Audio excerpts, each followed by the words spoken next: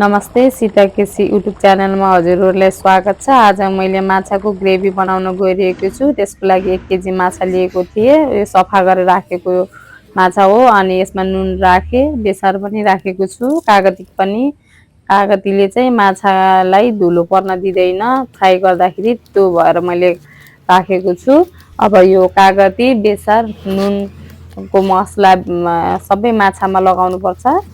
भित्र बाहिर सबै दुई साइडमा लगाउनुपर्छ। हाम्रो माछामा पनि मसला लागेको छ।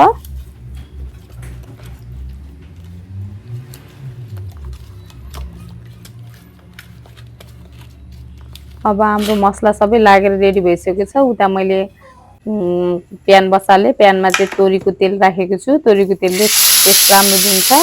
अब यसमा मैले माछा राखेँ। मैले सिङ्गे माछा राखेको छु। सिङ्गे हजुरहरूले पनि राख्न सक्नुहुन्छ। यसलाई पिस पिस गरेर पनि काट्न सक्नुहुन्छ, तर मैले चाहिँ सिङ्गे राम्रो लागेको कारणले मैले सिङ्गे नै बनाएको छु। अब यसलाई चाहिँ कम्तीमा नि मिडियम ग्यासमा चाहिँ लगभग 10-15 मिनट जति यतिकै राखिदिनुपर्छ। अब यता माछा पाक्दै, अब मैले मसलाको लागि चाहिँ लसुन, जिराको धुलो, मरिच अनि थोरै तोरीको राखेको छु। अब हाम्रो माछा यता एक साइडमा पाकेर रेडी भइसकेको छ। मैले चिम्टाको सहायताले अर्को साइडमा फर्काइरहेको छु। अब यसलाई पनि यसै गरी लगभग 10-15 मिनट जति सानो ग्यासमा राखेर यतिकै पाक्न दिने। मैले सबै अर्को साइडमा फर्काएको छु। अब हाम्रो पाकेर रेडी भइसकेको छ। अब मैले एउटा एउटा गरेर प्लेटमा राख्छु।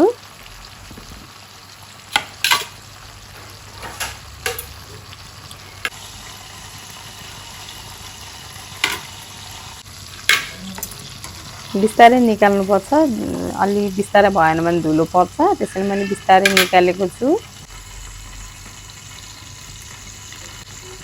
अब माछा अगाडि नै पकाएको तेलमा चाहिँ मैले जिरा फ्राई अगाडिको पेस्ट बनाएको थिएँ, मैले मसलाको त्यो राखेँ। अब मैले यसमा एउटा खुर्सानी पनि राखेको छु, किनकि मैले धुलो खुर्सानी राख्दैन। अब यसमा मैले जिरा धनियाँको धुलो, बेसार अनि टिमुर राखेर चलाउँछु। अब मैले टमाटर पनि राखेको छु। टमाटरमा माथिदेखि नुन पनि राखेको छु। नुनले चाहिँ गल्छ टमाटर छिट्टै, त्यसैले मैले राखेको छु। अब यसलाई मैले एकछिन ढोकिदिन्छु। अब मैले ढक्कनले ढोकेर 3-4 मिनट निकालिसकेको छु। अब यसलाई मैले बिस्तारै थोरै थोरै गरेर चाहिँ पुन्युले खिच्छु। अब यो हाम्रो मसला चाहिँ लगभग पाक्दैछ। सानो ग्यास गराएर मैले बिस्तारै, अब हाम्रो टमाटर पनि मसला पनि पाकेको छ। अब यसमा चाहिँ मैले 1 गिलास पानी राखेँ अनि 1 कप पानी राखेँ। अब यसलाई चलाइदिन्छु। यसलाई चाहिँ लगभग 3-4 मिनट उम्लिन दिनुपर्छ। अब हामीले अगाडि फ्राई गरेर राखेको माछाको पिस राख्छु।